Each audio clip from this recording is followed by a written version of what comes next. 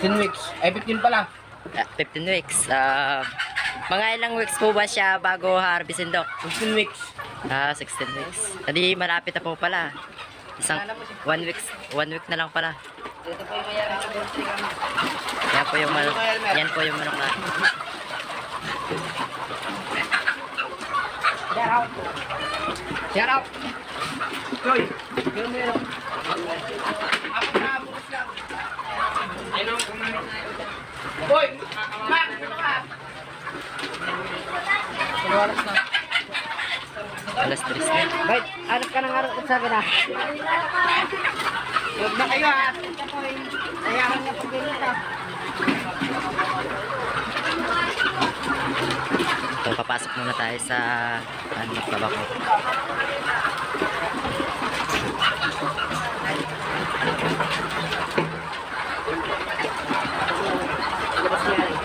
Nang pre. Bok, marami pa yung gamot na. Buka po. Ha? Buyan. Yeah, focus na. Yan na lang ah. Glide. Oo.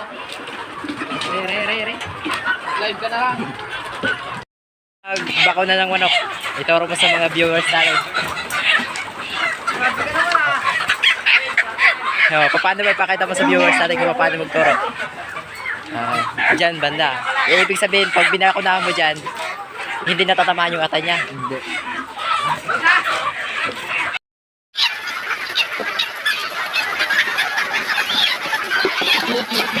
Ay.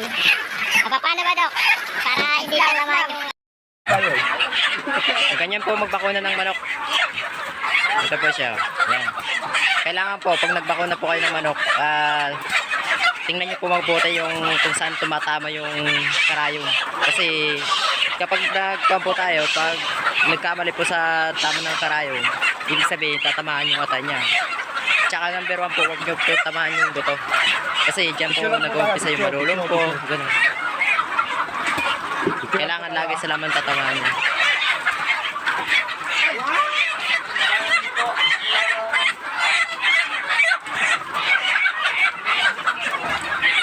Ganyan lang po kadali yung magbakuna ng manok.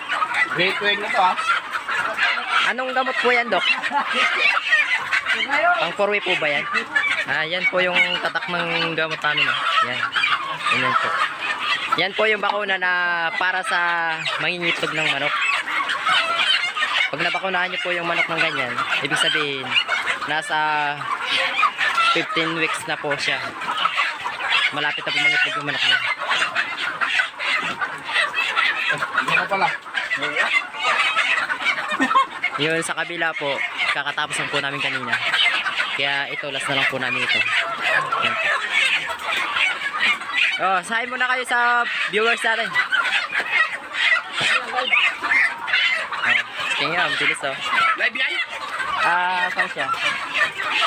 Video. Kala ko live, makapalad tayo. Plug to plug. Iyag mo ko, para press mo ko ta. Sa kuwan po, sa nagmamanok po dyan, kung kailangan nyo pong matutong magbakuna, manood lang po yung kayo sa YouTube. Yan po makikita nyo yung kung paano magbakuna ng manok. Matwang. Tagal mo.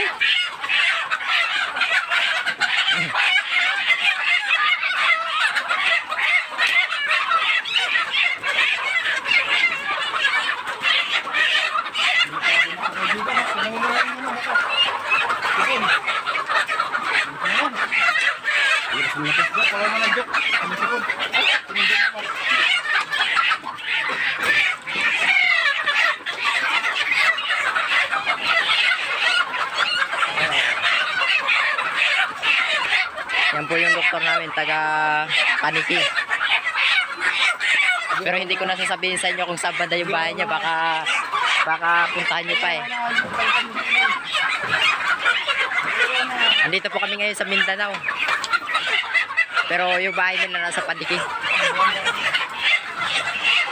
Tumayo pa kami ha. Tumayo pa kami ng Mindanao para magbakuna lang ng manok.